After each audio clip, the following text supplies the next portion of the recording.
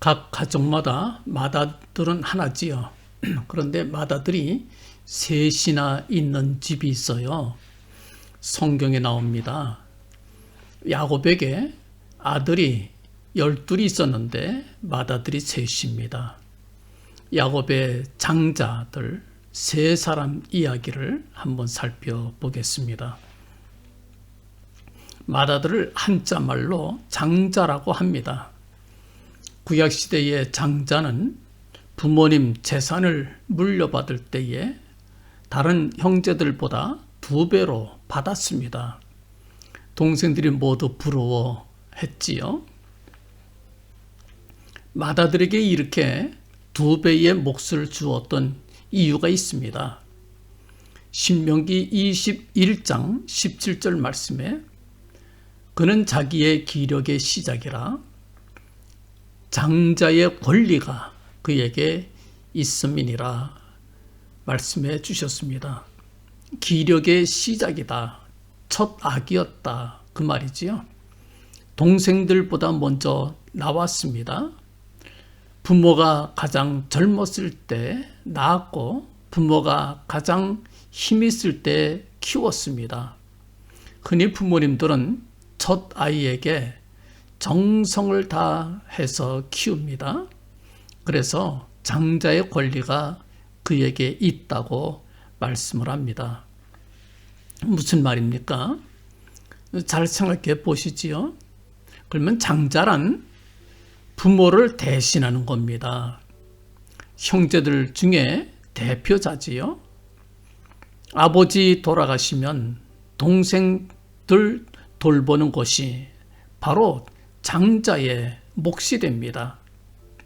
왜 동생들보다 2배의 재산을 물려주겠어요? 아버지 돌아가시고 나면 동생들 잘 돌봐달란 말이지요. 잘 돌봐달라는 부탁을 하지 않아도 장자들이란 자신도 모르게 동생들 먼저 생각하고 돌봅니다. 그렇잖아요?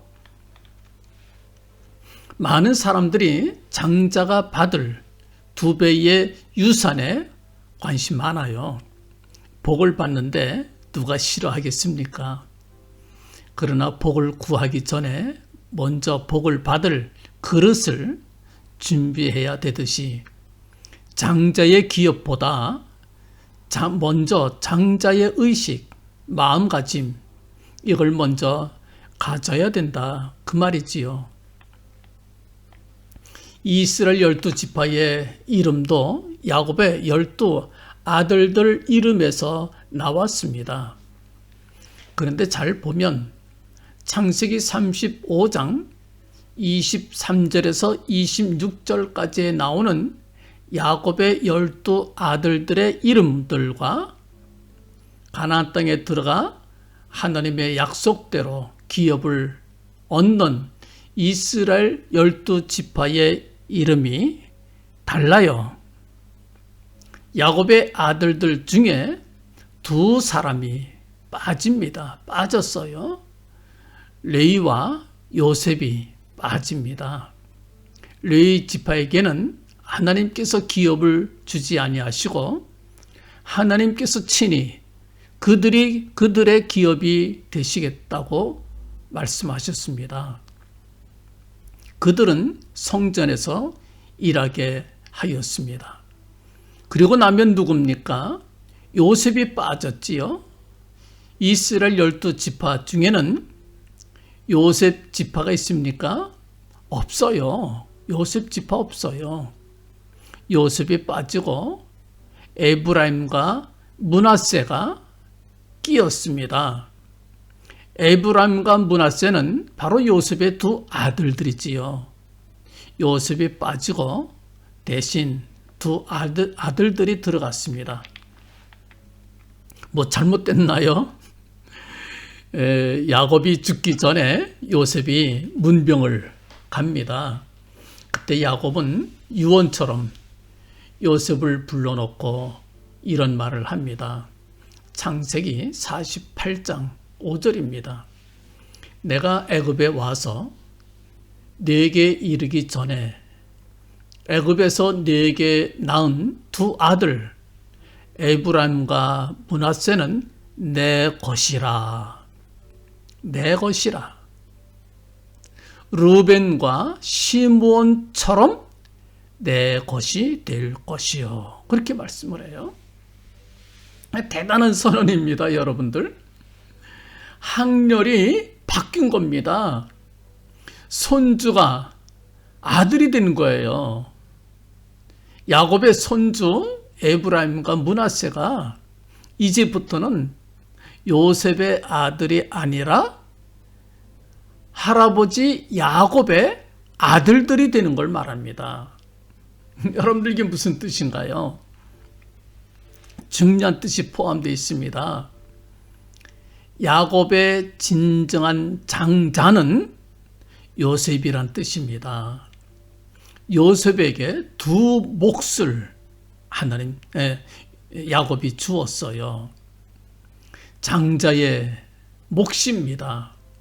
요셉 하나가 아니라 에브라임과 므낫세 두 지파가 이제 끼게 되는 겁니다.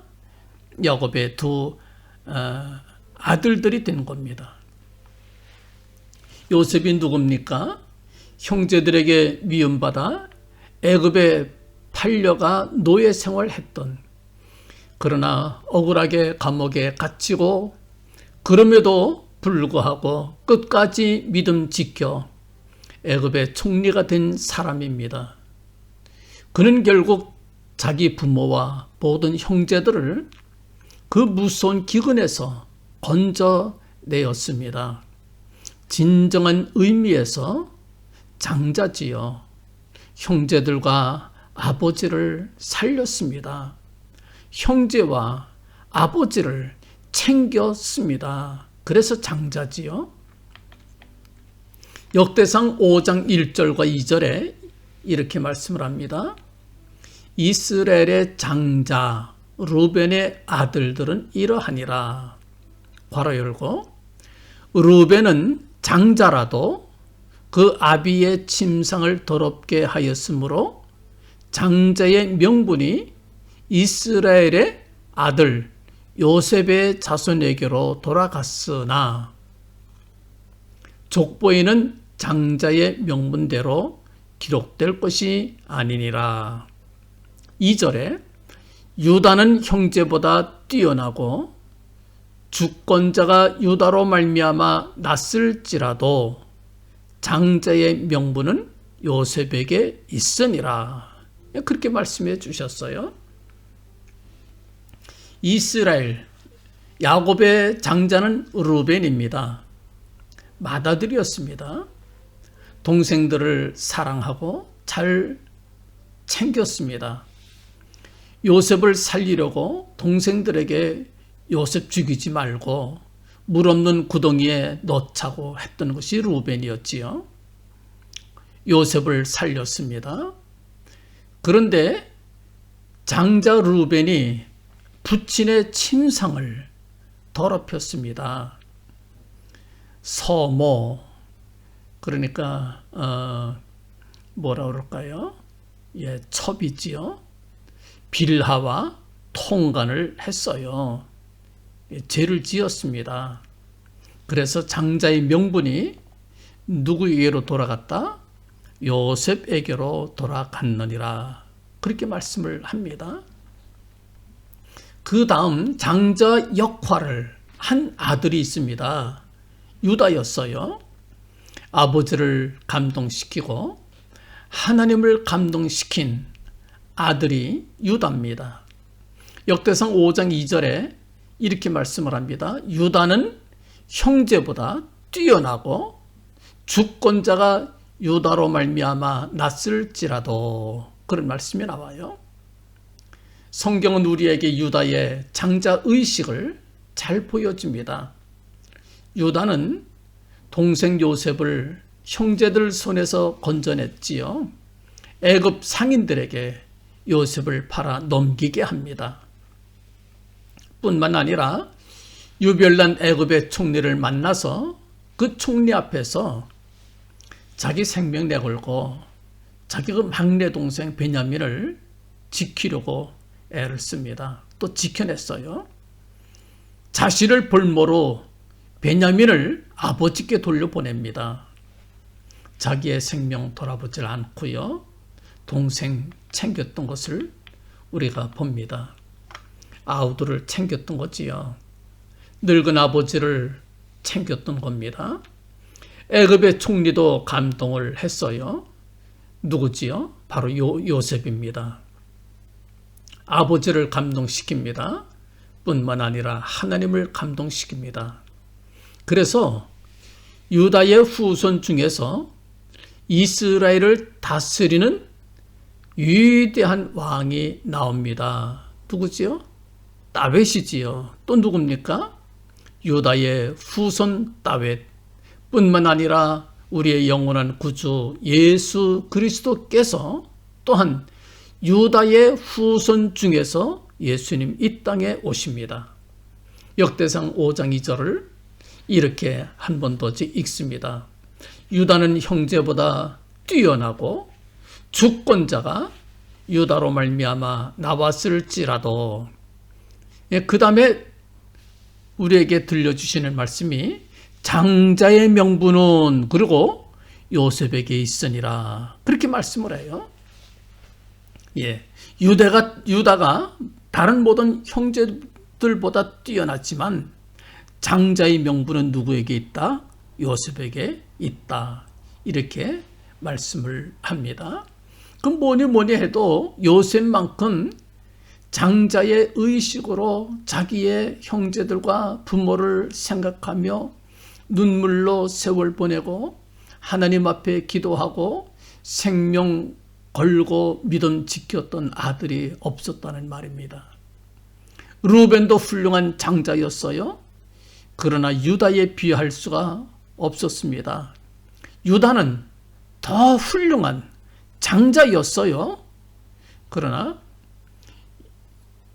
유다 역시 요셉에게는 비할 수가 없습니다.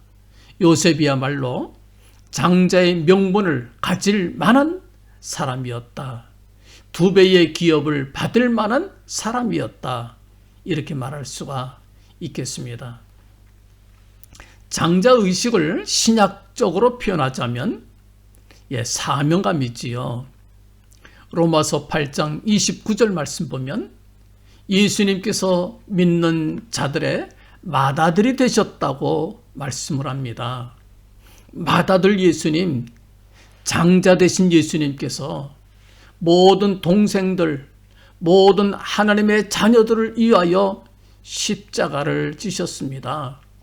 모든 죄를 담당하시고 피 흘려 주셨습니다. 자신만을 생각하신 것이 아니라 모든 하나님의 자녀들, 모든 동생들을 챙겨주신 거예요. 살펴주셨습니다. 그래서 십자가를 지셨어요. 우리도 장자 대신, 맏아들 대신 우리 주 예수 그리스도의 마음을 우리도 본받기를 간절히 바랍니다. 장자의식이 무엇입니까? 맏아들 정신이 무엇입니까? 사명감이지요. 이 국제시장이란 영화 아마 여러분들이 모두 보셨을 겁니다.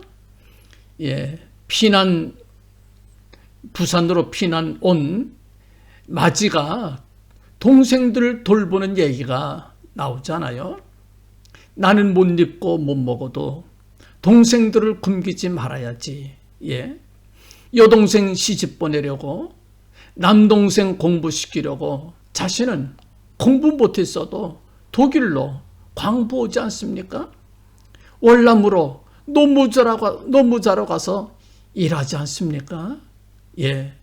불구가 되더라도 동생들 돌보는 일에 정신 다 쏟는 그런 마음을 우리가 보게 됩니다.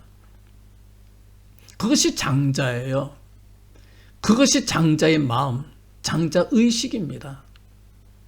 그런 장자에게는 2몫을 줘도 아깝지 않지요. 2배로 복을 주어도 하나님 아깝지 않으십니다. 유다는 동생 베냐민을 살리기 위해서 자신이 노예가 되겠다고 나섰습니다. 유다 형님의 이 동생들 챙기는 그 지극한 마음 때문에 그만 애굽의 총리 요셉이 정을 억제하지 못하고 울음보를 터뜨리고 맙니다.